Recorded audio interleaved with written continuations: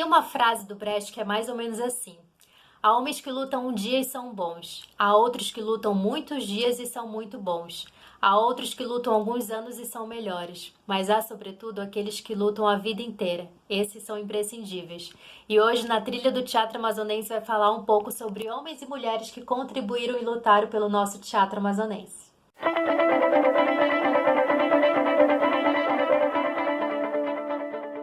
Oi, gente, eu sou a Dini Queiroz e hoje a gente vai continuar falando sobre a história de teatro do Amazonas, a nossa história, a partir de um livro que eu destaquei aqui para mostrar para vocês, que é o segundo volume.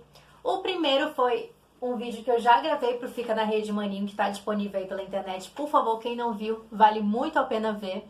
Vai falar sobre o movimento teatral de Manaus desde os anos de 44 até 68.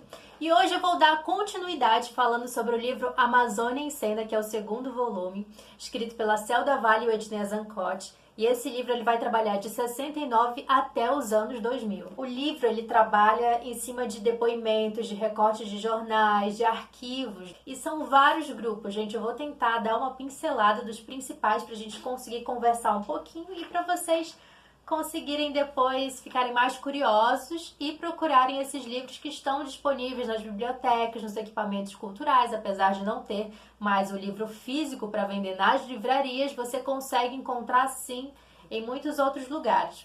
Então vamos começar. Os autores eles dividem o livro no final da década de 60, ali, meados de 68, depois vão fazer um panorama da década de 70, 80, 90 e até alguns artistas que começaram a despontar nos anos 2000.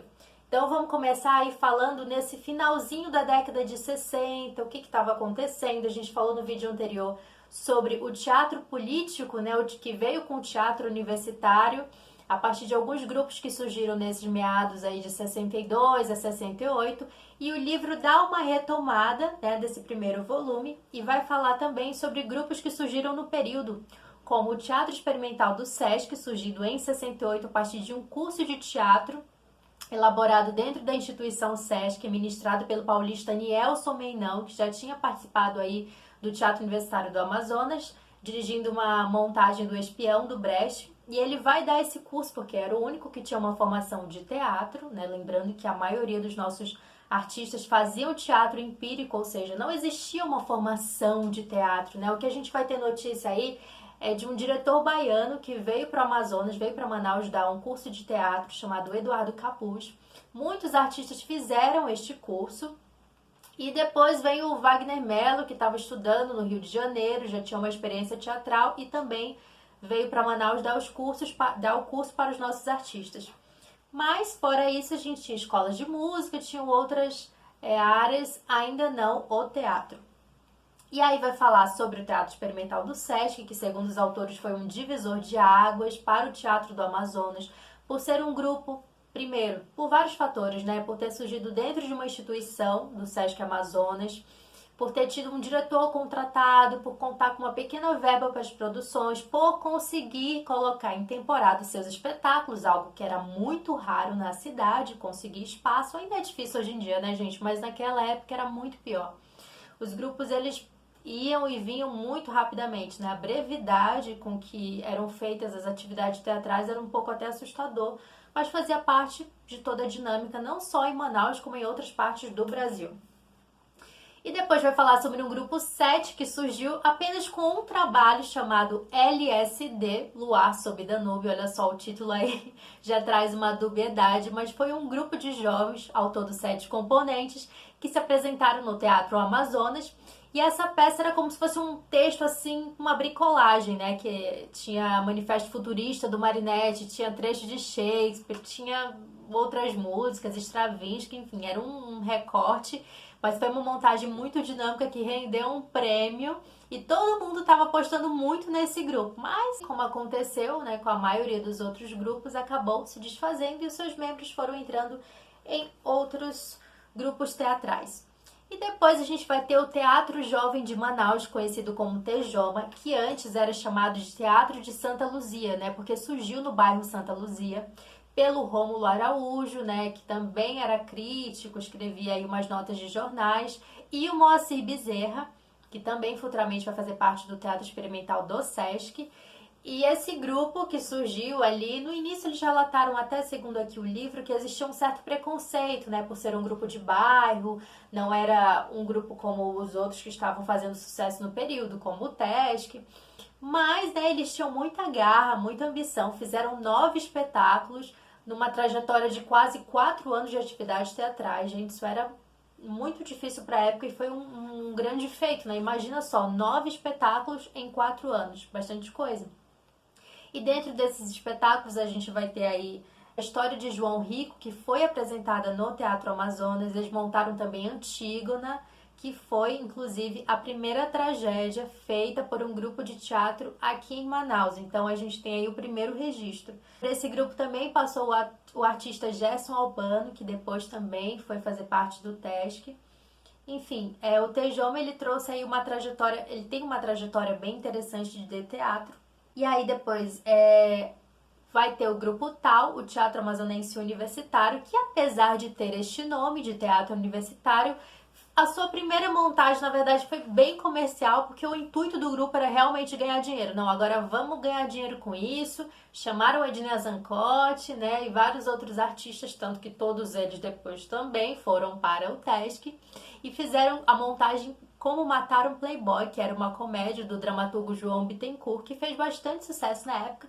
E eles basicamente assim misturavam um pouco dessas músicas temáticas, aí o personagem vinha em câmera lenta, depois entrava um outro tema de um outro personagem, que geralmente eram temas de cinema, então aí já trazia uma coisa reconhecível para a plateia.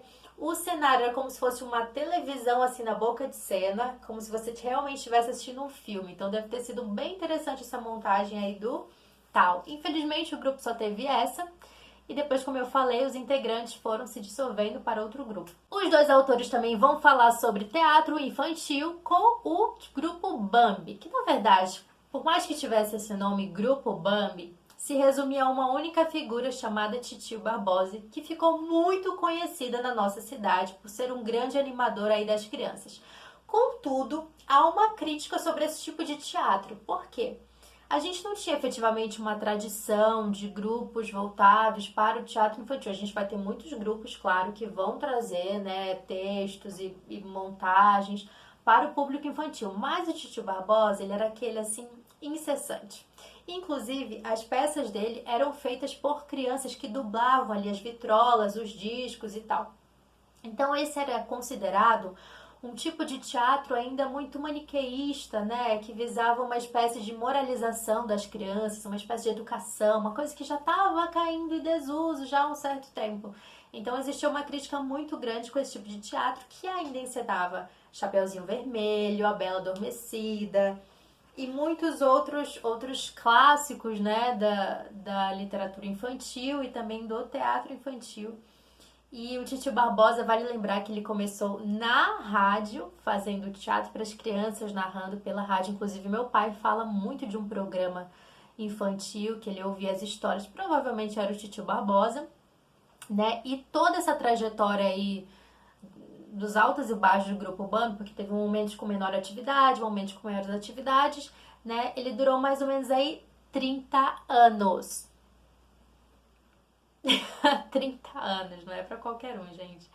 Foi até mais ou menos 2005, né, esse grupo, que aí, na verdade, o Titio Barbosa, né, herdou aí o Américo Alvarez, o teatro do Américo Alvarez, que também era voltado para o público infantil a partir do personagem Vovô Branco, e passou por esse teatro do Titio Barbosa o Jorge Bandeira, teatrólogo, professor de teatro e também dono do sebo Alienígena. Olha só que legal, a trajetória do Jorge começou aí, no teatro infantil.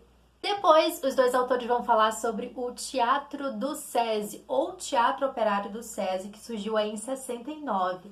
Esse grupo tem uma coisa com ele que é o seguinte, tinha muita rotatividade de quem dirigia o grupo, né? Quem estava por trás do projeto do grupo. Então, ele não tinha exatamente uma identidade, alguma coisa que você olhasse para aquele grupo e falasse, o trabalho dele é sobre isso, isso, isso. Não, era um pouco assim uma mescla, né? Dependia muito de quem estava à frente.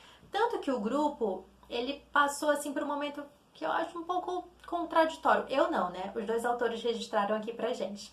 Que eles montaram uma peça, Independência ou Morte. Essa peça, Independência ou Morte, ela exaltava o momento patriótico, mas vale lembrar que a gente estava aí numa ditadura, então a peça, obviamente, não caiu bem aos olhos, né? Foi montada pelo Pedro Amorim, cantor lírico e também que participou e agitou muitos grupos teatrais da cidade.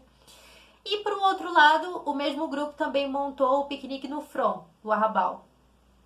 Então, assim, teatro do absurdo por um lado, teatro patriótico por outro. Então, a gente já tem aí uma margem de que o grupo representava aí, era meio dissenso, né, na sua proposta estética. Depois vai passar a diretora convidada Nereide Santiago, que depois vai fundar o seu grupo Arranque Ri, vai montar o seu primeiro espetáculo infantil com esse grupo. E mais pra frente a gente vai ter a presença do Wagner Mello, que finalmente vai dar aí uma cara e uma proposta para o Teatro do SESI. Essa proposta ela vai variar, tanto um teatro feito para os trabalhadores, para os operários, com temas como segurança do trabalho, como a saúde do trabalhador e também outras montagens artísticas que falassem também de outros temas. Então, geralmente, ele misturava a galera do seu grupo de teatro, Wagner Mello, o grupo dele, também com as pessoas que eram do teatro do SESI. A maior parte eram alunos da escola do SESI, né? Os jovens que ficavam por ali, participavam das atividades culturais, então acabavam fazendo parte do elenco. Depois, o livro vai tratar de um grupo chamado Gruta, Teatro Universitário do Amazonas, que surgiu aí em 73. O livro registra essa data, mas dá um pouco ainda de uma certa confusão, porque isso no livro do Marco José, um livro que ele escreve sobre o Gruta, não fica tão claro o início do grupo. Mas vamos considerar aí o ano de 73. Surgiram ali com essa proposta, né, de trabalhar principalmente a vertente do teatro popular, com esses aspectos filosóficos, marxistas, tudo muito em voga no período.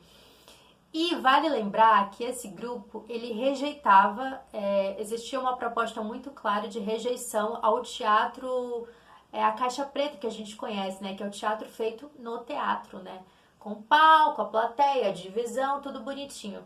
A proposta do Gruta não, era levar o teatro ao encontro do povo. Um lema que ficou muito conhecido aí durante a década de 70. Então, o que o Gruta fazia? Ele priorizava apresentações nas periferias, nas escolas e principalmente levar o teatro para a população, né, para democratizar o acesso do teatro. E o grupo conseguiu fazer isso com um relativo sucesso, eles fizeram vários espetáculos, várias peças, inclusive o Marco José ele não gostava de ser chamado de diretor. Para ele, diretor era diretor de fábrica, diretor de empresa, ele era encenador. Ele era diretor, encenador e dramaturgo do grupo também. Então tem várias peças que ele vai escrever aí que fizeram bastante sucesso. Dentro desse grupo surgiu um outro grupo, que era como se fosse um núcleo do Gruta, chamado A Classe, que vai passar aí a Socorro Lambeck, a Bequinha, o Rui Brito. Também vão fazer espetáculos. Mas por que essa divisão aconteceu? Na verdade, como o Gruta precisava, né, existir perante uma instituição universitária e tudo mais, essa outra galera que colava junto com o grupo, eles não eram universitários. Então, por isso foi feito esse grupo A Classe. E aí, o trabalho mais importante do grupo é O Troco, de 1975, é considerada a montagem mais importante porque vai tratar aí de um aspecto bem social na sua temática. E a partir disso surgiram outros grupos. Por quê? Lá para meados de 79, o Marco José, por discordâncias internas, enfim, acaba saindo. E quem toma a frente é o Rui Brito, que vai levar o grupo até quase início aí dos anos 90, né? Com outras propostas também de teatro, ainda levando o teatro ao povo, inclusive para o interior do Amazonas.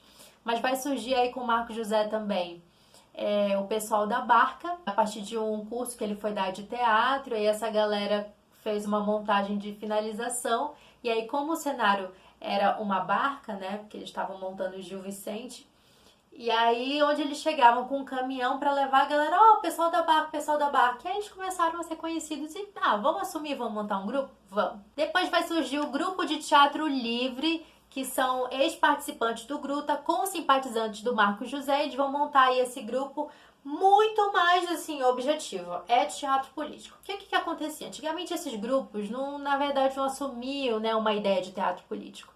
Beleza, o TESC faz um teatro político, mas eles não se consideravam um grupo de teatro político. A mesma coisa com o Gruta. Não, a gente é um grupo popular, não tem nada, não é explicitamente, né, somos um grupo de teatro político. Mas o Teatro Livre não. Nós somos um grupo que levamos uma mensagem política, odiamos os clássicos, morte aos clássicos. Era basicamente esse o lema. Eles fizeram a peça Esdras, dirigida por Antônio Paulo Graça, né, com uma espécie de teatro didático e tudo mais. Mas só pra gente ter uma noção, é um pouco até interessante como os autores colocam aqui, porque eles se diziam teatro político, mas na prática o texto não sofreu nem nenhuma censura, assim, de tão, digamos assim, talvez não fosse assim um subversivo ou um conteúdo que, nossa, realmente está tocando o dedo na ferida. Não, simplesmente passou batido, então quer dizer que era um teatro assim solúvel, né?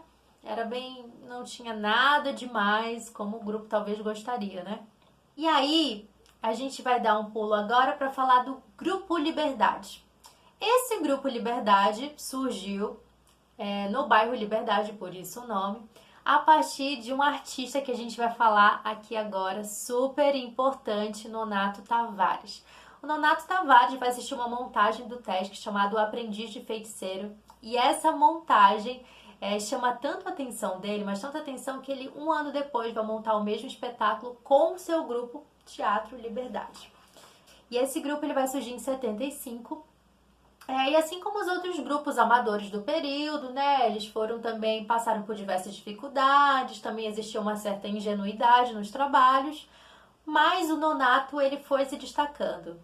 Ele é um diretor, um iluminador, um cenógrafo, um produtor, um aderecista, um bonequeiro. Gente, o Nonato é 1000 coisas em uma só. E o Nonato vai participar de diversos grupos, como o Tororei no Tororó, voltado para teatro para infância. Vai participar também do Teatro Aliança Francesa, né?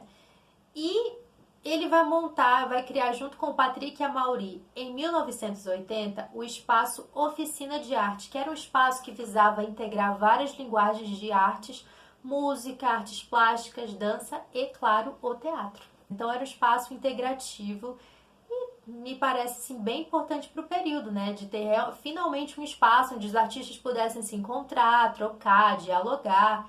Enfim, passaram muitos artistas como a Paula Francinetti, né? Uma bonequeira que ficou muito conhecida nesse período com o seu trabalho com teatro de boneco, também passou pelo TESC, né, pelo Metamorfose, minha irmã da Socorro Andrade, passou também o Francisco Carlos, que a gente vai falar também um pouco do teatro dele, o Teatro Balateiro, né, um artista que hoje é conhecido no Brasil inteiro, Ismael Farias e muitos outros. O espaço ele funcionou 3 anos na instalação, depois foi para a Rua Frei José dos Inocentes e aí depois chegou ao fim. O Nonato ele vai para São Paulo, né, trabalhar, enfim, fazer o que ele sabe de melhor, o teatro.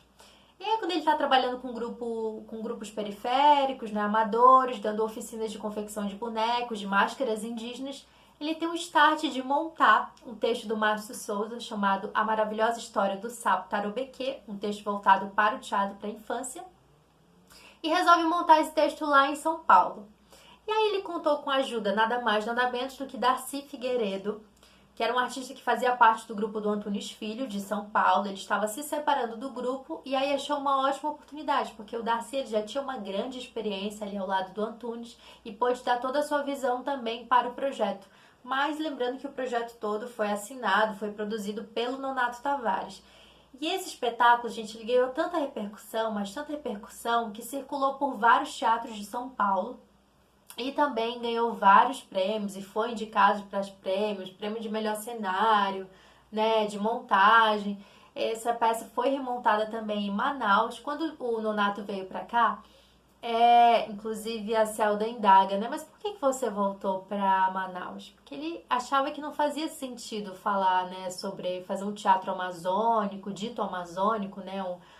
Se a gente não está trabalhando com os artistas amazonenses. Então, o teatro do Nonato é um teatro de resistência, né? Um teatro que dura até hoje com a Companhia Vitória Régia, na qual ele fundou. E vale lembrar, gente, que o Nonato ele foi o primeiro presidente da FETAM e fundou o Festival de Teatro da Amazônia. E em 2003, o Nonato volta com a oficina de arte, né, com um espaço, chamando outros artistas para fazer parte. E a partir disso surge novamente o Teatro Experimental do Sesc, né, que dá uma pausa aí de 21 anos para ressurgir em 2003, mas isso é uma outra história.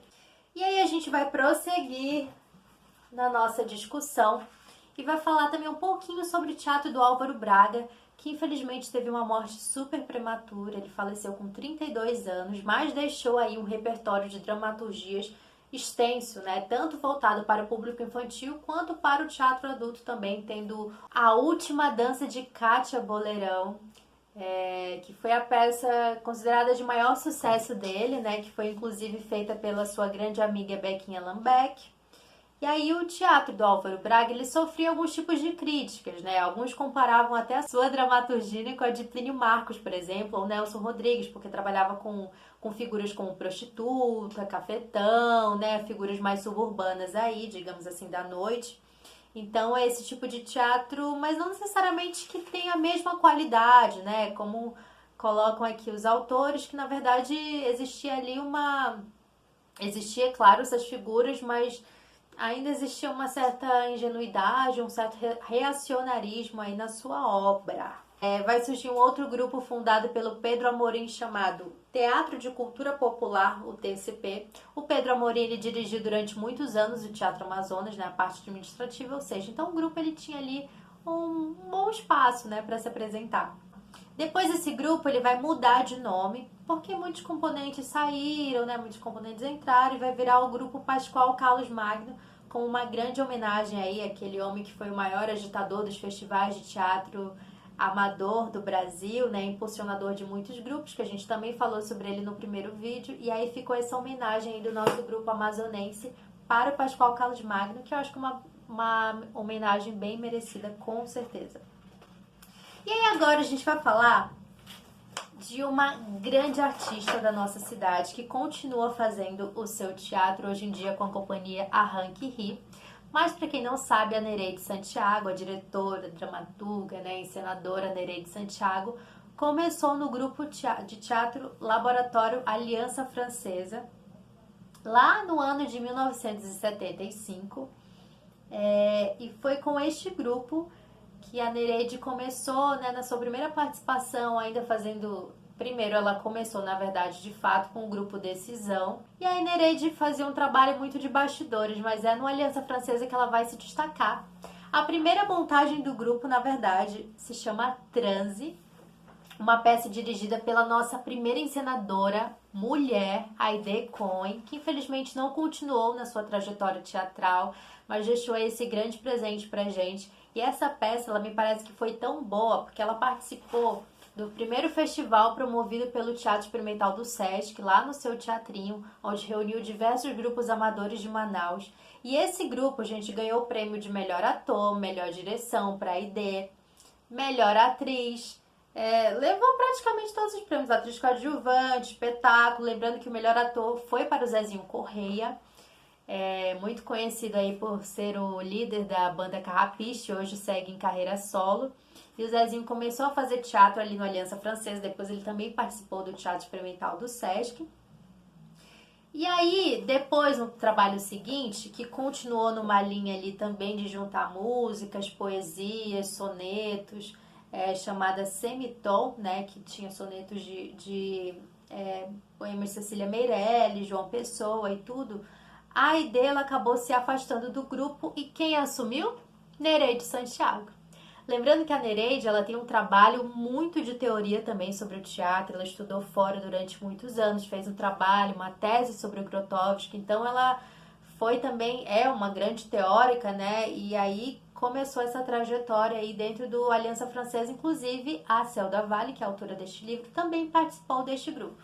Então, o Aliança Francesa, esse grupo, eles inclusive tinham um teatrinho de bolso, né, que funcionava ali nas dependências do teatro. Ele durou um certo tempo, porque o dirigente do Aliança Francesa era muito afoito, né, era muito animador, agitador do teatro, mas com o tempo também isso acabou esfriando. Mas o que é importante a gente falar sobre isso? Foi dentro do Teatro Aliança Francesa que a Nereide começou, que eles montaram o primeiro texto do Corpo Santo, né, considerado um autor maldito aí, por ser um autor do teatro, precursor do teatro do absurdo no Brasil. E aí, ou seja, no ano de 1978, eles montaram Relações Naturais do Corpo Santo, o autor gaúcho. E foi a primeira montagem que daria aí o início de um estudo, né, o projeto de vida da Nereide, que é falar, né, claro, além de outros temas, mas principalmente sobre o corpo santo, né.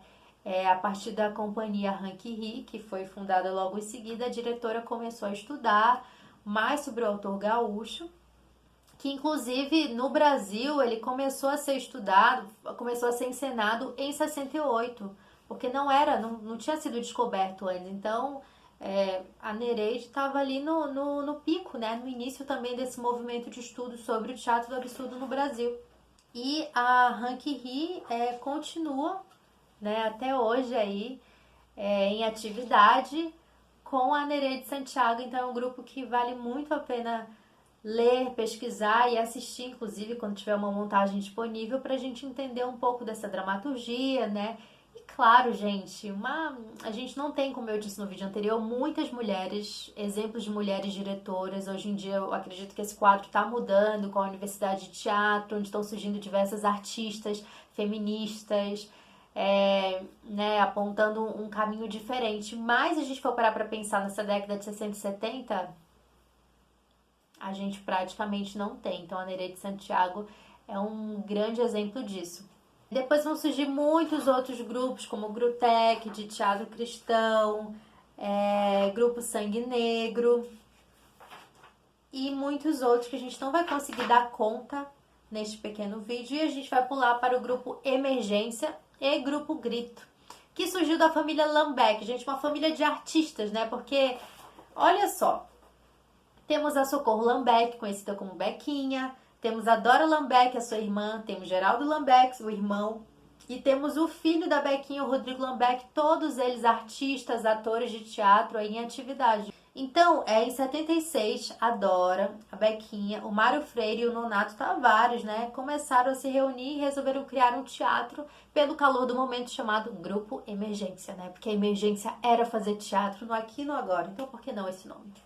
Nada mais apropriado. E aí fizeram uma peça chamada O Castelo de Molume, de 77. E aí o Grupo Emergência vai montar textos de Maria Clara Machado e muitos outros autores, até que em 1979, Socorro Lambeck e Ângelo Monteiro, participantes do projeto cultural de teatro, realizavam um curso com alunos adolescentes da rede municipal de ensino. E o objetivo era desenvolver a arte, né, o gosto pela arte teatral, pela formação teatral. E aí eles acabaram criando um grupo com esses alunos chamado Grupo de Teatro do Oprimido, conhecido como Grito. Então, só para lembrar que nessa época essa galerinha aí tinha entre 13 e 16 anos, era um grupo bem jovem, mas apesar de ostentar este nome, né, Teatro do Oprimido, inspirado pelo Augusto Boal, né, pela teoria do Augusto Boal, a ideia era continuar permanecendo na linha do teatro infantil, né? E depois, posteriormente, o grupo começou a fazer também montagens para o público adulto. Então eles montaram também Maria Clara Machado, Pluft, Fantasminha, A Menina que Buscava o Sol e muitas outras peças. E aí eu quero ler um trechinho para vocês aqui, Uma Lenda Chamada Bequinha. Para registrar no gravador o depoimento da protagonista, A Última Dança de Cátia Boleirão, que foi um texto do Álvaro Braga, como eu comentei anteriormente, os pesquisadores Ednei Zancotti e Celda Vale recriaram quase cenário cinematográfico propício a narrativas estelares que envolvem grandes damas da arte cênica. Socorro Lambeck, conhecida como Bequinha, sentada em cadeira de embalo, saboreia champanhe servido em um copo de geleia da Sica. Champanhe no copo de geleia? Observa a atriz. Não importa, champanhe também não é francesa, responde dos entrevistadores. Poucas atrizes tiveram uma personagem criada para elas. Eu tenho essa vaidade. Cátia Boleirão foi criada para mim. O Álvaro Braga chegou com o texto e disse: Bequinha, eu escrevi essa peça pensando unicamente em ti, para interpretar a protagonista. Eu necessito realizar essa montagem com urgência, o mais breve possível. Mas eu não posso, eu estou grávida, respondeu a Bequinha. O Álvaro ficou histérico, me descascou com 1000 palavrões e todos os insultos possíveis da língua portuguesa. Mas o Álvaro Braga retirou-se ressentido por não poder contar comigo para a montagem, que ele queria muito. mas ela também já, quando ela estava no 8º mês de gestação, recebeu a notícia da sua morte. E um ano depois, a Bequinha conseguiu montar a peça da última dança de Cátia Boleirão, no Teatro Amazonas. E fez essa homenagem aí pro seu grande amigo. E agora a gente vai falar sobre o teatro feito pelo artista Francisco Carlos. Também ficou conhecido durante muito tempo como Chico Pop, com seu grupo Balateiro de Teatro, que surgiu em 77 e foi até 1983. O Francisco Carlos é um artista de Itacoatiara, né, que começou a fazer teatro aí na sua adolescência, depois veio para Manaus, onde ele começou a estudar filosofia, se formou e começou a produzir, fazer teatro com o seu grupo. O mais interessante do Francisco Carlos é que no início ninguém entendia muito o que ele fazia, né? Porque era um trabalho diferente do que estava sendo feito. E o grupo, ele misturava diversas linguagens, né? Partia também das inspirações das lendas amazônicas, tinha esse olhar trazido, né, do campo filosófico pelo Chico Pop, né, pelo Francisco Carlos. E ao mesmo tempo tinha uma pegada popular, então assim, era uma mescla, mas era um olhar sobretudo sobre a Amazônia, sobre o homem amazônico, né? Isso é bem interessante de se notar, porque é diferente do que era produzido, né, de temática no período.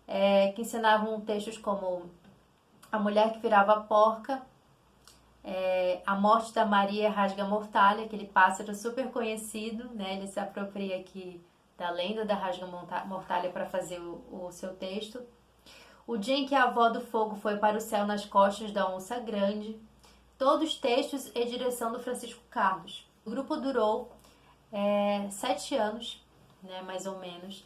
E o Francisco Carlos, ele partiu aí para outros lugares do Brasil, fez teatro também em Belém.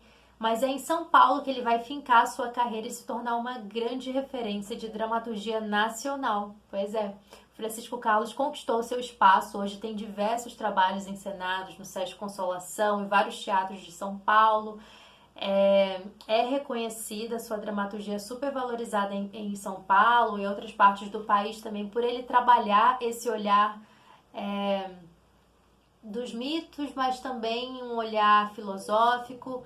Porque quais são as grandes inspirações dele? As antropologias poéticas do Lévi-Strauss e juntamente com Antonin Artaud. Então ele tenta dar uma mesclada no teatro que ele chama projeto poético, semiótico, dramatúrgico, que é a fusão desses dois campos, da antropologia com essa arte do teatro artaudiano. E em 2003 ele foi indicado no 23º Prêmio de Teatro Shell como pela melhor montagem, né? Como melhor montagem por Namorados da Catedral Bêbada, que compõe uma trilogia chamada Fenômenos Urbanos Extremos. Olha só, a gente tem aí um artista do Amazonas ganhando aí o Brasil. E agora, após falar sobre o teatro feito pelo Grupo Balateiro, a gente vai dar um salto nesses diversos grupos que apareceram aí na década de 70, 80, e a gente vai falar sobre o movimento de teatro de bonecos, que eu acho bem importante, porque muita gente pensa, né, que a gente não tem essa tradição em Manaus, ou não é muito visto, é algo recente, mas aí a gente tem a sorte de ter esse livro que vai contar pra gente um pouco de como começou esse movimento. Para vocês terem uma ideia, o teatro de bonecos, o movimento, ele começou mais ou menos no início de 80 e foi até 86, né, o grande boom. Não que tivesse parado de existir, mas teve um pico aí de atividades que inclusive resultou em ter um espaço para esse tipo de teatro, para essa modalidade.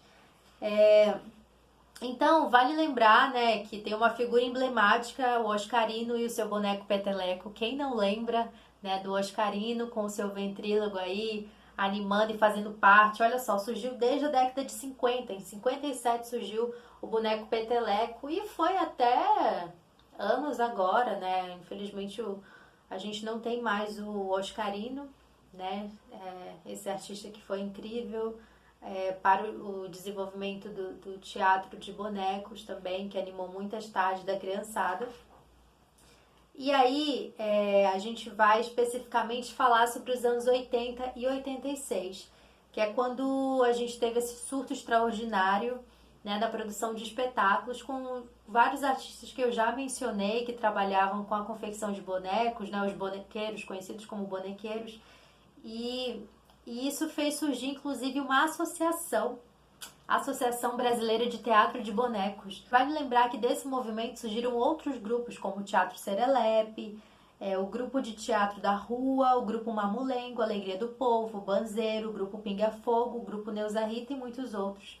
E a partir disso, né, começaram a participar de festivais, do Recife, Congresso de Associação Brasileira de Teatro de Bonecos, onde o grupo Mamulengo e Alegria do Povo apresentou a história do barquinho, né, esse menino navegador em 1985.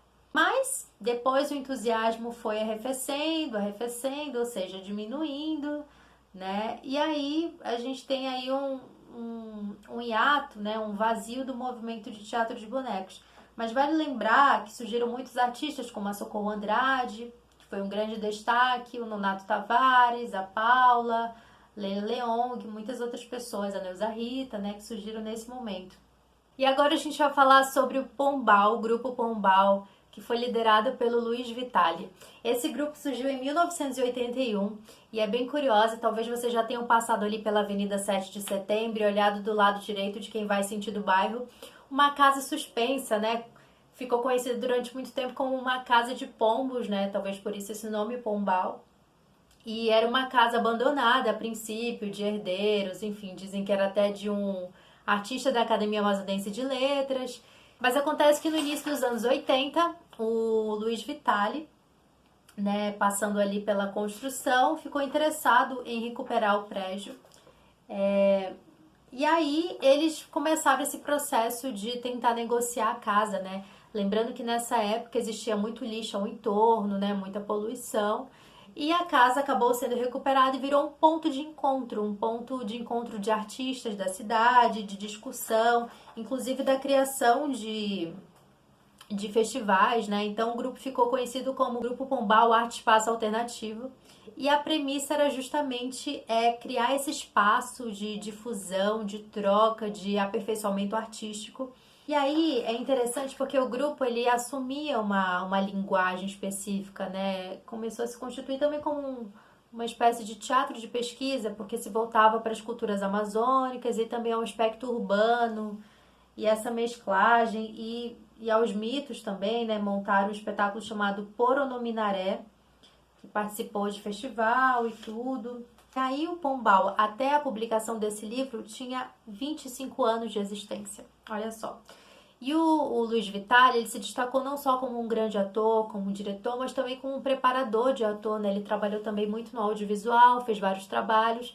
Infelizmente, nós o perdemos, recentemente até. Vale a pena também dar uma pesquisada sobre o Pombal, que foi um grupo também longínquo da nossa cidade, que tem diversas peças interessantes, textos muito interessantes deixados pelo Luiz Vitali. Chegamos aos anos 90 e o que tem de novo no front?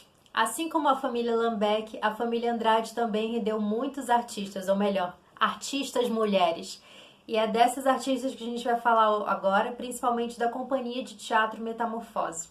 Como a gente já viu anteriormente, né, a partir desse movimento de teatro de bonecos surgiu vários artistas bonequeiros e a Socorro Andrade, a Paula Francinetti eram dessa leva, né, são todas de Barreirinha, do interior do Amazonas. Começaram a fazer teatro por brincadeira ali na infância, na adolescência. As suas irmãs Magela, que hoje é uma professora, né, escreveu vários livros. A Bernadette Andrade também, que foi uma grande artista plástica. E a Fátima Andrade, que foi uma das grandes atrizes do Teatro Experimental do Sesc. E a partir de toda essa atividade, né, com teatro de bonecos, com teatro voltados para a linguagem da infância, surgiu o Teatro Metamorfose. E lembrando que o Metamorfose, ele é considerado aqui, eu acredito que por muitas pessoas, como um dos principais grupos também voltados para a linguagem da infância. Porque como a gente comentou antes, o teatro para criança era um teatro muito maniqueísta, um teatro ingênuo. Não se pensava exatamente que a criança ela tinha, né, a sua forma de pensar, de enxergar o mundo, né? E não só aquele teatro que deveria ser moralista ou educador, né, com um viés muito pedagógico. E eu acho que a companhia de teatro Metamorfose, por mais que tenha encenado muitos clássicos, como A Bela Adormecida, como Branca de Neve, né, existia uma preocupação e um cuidado, sobretudo estético, do ponto de vista da cena, que era muito interessante para o período. E é um grupo que atravessou e continua atuando até hoje. Né? A Paula também, uma grande artista que colaborou com muitos outros grupos, com a confecção de bonecos. Eu surgi do Teatro Metamorfose, né? Assim como muita gente fez escola pelo Teatro Metamorfose, assim como o Tesc, vários artistas. E aí a gente tem diversas encenações que volta e meia também se repetem. E não só teatro para criança também, mas fizeram um musical do tamanho de um bonde, com 25 artistas encenando ali, mesmo no Largo São Sebastião, quando existia ali a figura do bonde, né? Que foi usada para fazer o espetáculo. E foi um grupo que continuou ali ininterruptamente, mais ou menos com 3 montagens por ano, e apresentando-se em vários festivais, Brasil afora, vencedor de vários prêmios, também trabalha com a linguagem da palhaçaria, fez o projeto Livro ao Vivo, com as visitas teatralizadas pelo Teatro Amazonas. E é um grupo realmente com uma atividade bem longa, bem grande, e sempre priorizando a questão estética, a questão para criança. Continuou também trabalhando de certa forma com boneco, não tanto como era com o teatro, do grupo de teatro de bonecos, mas o Metamorfose ele também tinha essa linguagem da contação de história, de valorizar o lado lúdico. E hoje em dia Socorro está à frente do Parque Cidade da Criança, voltado mais uma vez aí para atender a demanda do público infantil, e acho que continua também em atividade com o seu grupo. E agora a gente vai falar de um grupo que fez história na cidade de Manaus, que não surgiu em Manaus, não propriamente por artistas nascidos na cidade, mas certamente conquistaram seu lugar no coração do público e de nós artistas também. Estou falando da Selma Bustamante com o grupo Baião de Dois. A Selma foi uma artista, perdemos infelizmente recentemente também. Foi uma artista que participou durante muitos anos do grupo teatral Vento Forte, em São Paulo, desde 1989. E é engraçado que ela e o marido, Edgar Limpo, né, quando fizeram a primeira apresentação fora do Vento Forte, foram perguntados: e qual que é o nome do grupo? E a Selma de supetão: Baião de Dois. E aí depois ela pensou: Baião de Dois? Baião de Dois todo mundo gosta, dá pra misturar, então acho que é um bom nome. E acabou ficando, né, optando por esse nome, Baião de Dois, um nome simples, mas que cabe bem, casa bem com tudo. Então esse grupo ele permanece em Teresina, no Piauí, de 90 a 1996. E aí fizeram vários espetáculos, como o Flautista de Ramelim, o Tocando a Vida pela Frente, e era um grupo até então voltado bastante para as crianças, né, com várias peças voltadas para o público infantil. E participaram de diversos festivais pelo Brasil afora, né? A peça foi adaptada para o programa de TV educativa também, em 1990. O Baião de Dois ele chega especificamente em Manaus em 1996 e também fazem a peça Flautista de Ramelim, e viajaram para Blumenau, onde representaram o Amazonas no festival de teatro infantil, ganharam diversos prêmios de estímulo, como o da Funarte, né, prêmios de circulação, se apresentaram muito no interior do Amazonas. E a peça Flautista de Ramelim foi uma das mais encenadas, inclusive eu acho que eu cheguei a ver essa peça, eu assisti muito Teatro Metamorfose na minha infância, e também eu lembro muito do grupo Baião de Dois. Eu sempre ouvia falar que tinha apresentação e eu tenho quase certeza que era essa peça que eu assisti quando eu era criança. E a partir disso, né, a Selma deu vários cursos, mas deu um curso no Cláudio Santoro, fez uma montagem com os alunos de lá, do Barquinho. Muita gente passou também pelo Baião de Dois e eles tiveram algumas modificações, né? Nesse início a gente tem essas peças voltadas para criança, mas em 2001 tem uma reviravolta aí, e eles vão montar o Alto do Boi, e aí vai ter um olhar mais voltado para a cultura popular. E vão se integrar vários artistas, como o Ney Zafir, foi um grande ator, né, que se destacou do período, também faleceu precocemente. O Sérgio Lima, o Edgar Lipo fazia a música, a maioria das músicas, né, ele era músico, então fazia muita sonoplastia, as músicas originais, com os arranjos e tudo. Eles circularam muito por vários projetos, foi um grupo muito premiado, que teve, de fato, uma consagração. Em 2004, participaram do primeiro Festival de Teatro da Amazônia, com O Que Roupa Eu Vou, o texto adaptado do Hans Christian Andersen, né, da Roupa do Rei. E aí a gente tem, por exemplo, o Eli Pinto, né, o Diego Monzarro aparece aqui, o Ney Zafir mais uma vez, a Selma, a coreografia da artista Yara Costa, consultoria da Rita Loureiro, isso aí em 2004. O livro só vai até 2004, mas a trajetória do Grupo Baião de Dois durou muito mais. Quem não ouviu falar, né, da palhaça Candura, feita pela Selma Bustamante, essa palhaça atrapalhada, que não falava, era muda em cena, mas que participava e criava diversas peripécias. Participou de inúmeros festivais, levou o seu teatro numa única malinha aí pelo Brasil afora e foi uma das grandes artistas que conseguiu, eu acho que um dos grandes feitos que é sair um pouco de uma bolha, sabe? Conseguir também dialogar com essa nova juventude que estava chegando. A Selma sempre foi muito aberta para conversar com os artistas novos, com essa galera que estava chegando da universidade. Vale destacar a importante contribuição da Selma para a trajetória do teatro do Amazonas, não só do Amazonas, mas do Brasil também. E aí esse livro ele vai traçar um epílogo também, vai finalizar com alguns artistas que fazem parte aí do front teatral, mas não necessariamente participam de grupos. São eles Sérgio Cardoso, artista plástico, um grande dramaturgo que trabalha principalmente sobre o viés feminino, né? As protagonistas são sempre mulheres fortes, além do seu tempo. Tem também o poeta e agitador Dori Carvalho, que sempre está nas plateias de teatro, é sempre um grande contribuinte para as novas gerações, sobretudo, sempre aberto ao diálogo, com olhar sensível e disposto a ver as peças e sempre está trocando um pouco sobre a sua experiência, né, como espectador. E o livro ainda vai trazer muitos outros grupos, como Apareceu a Margarida, com o artista, o diretor Michel Guerreiro, surgido em 1998, que continua ainda em atividade.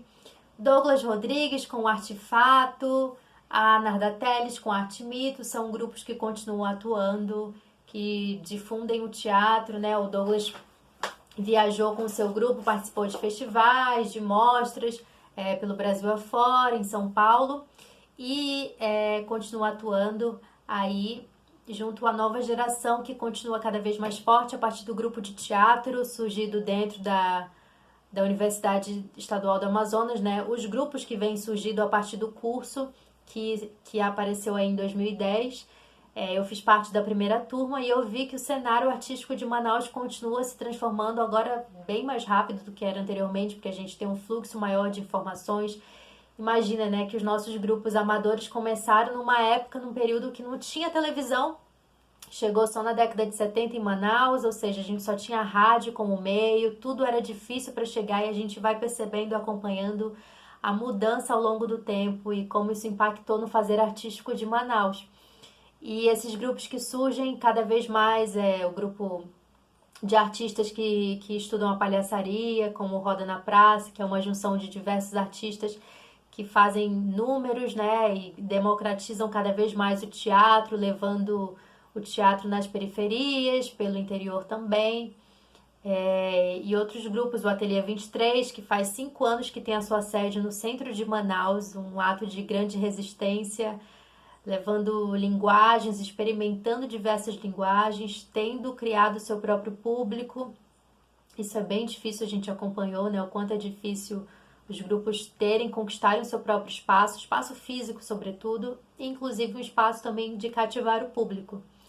E é por isso que esse vídeo ele é importante, para fazer você conhecer um pouco mais sobre a trajetória e se instigar a conhecer cada vez mais o que a gente tem feito, o que a gente tem produzido de arte na nossa cidade, porque o teatro ele é feito a partir do encontro, ele é uma arte efêmera, ele é feita no aqui e no agora.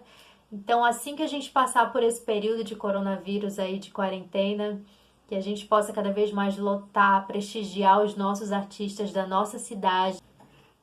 E esse foi o Na Trilha do Teatro Amazonense. Eu espero que vocês tenham gostado e até a próxima.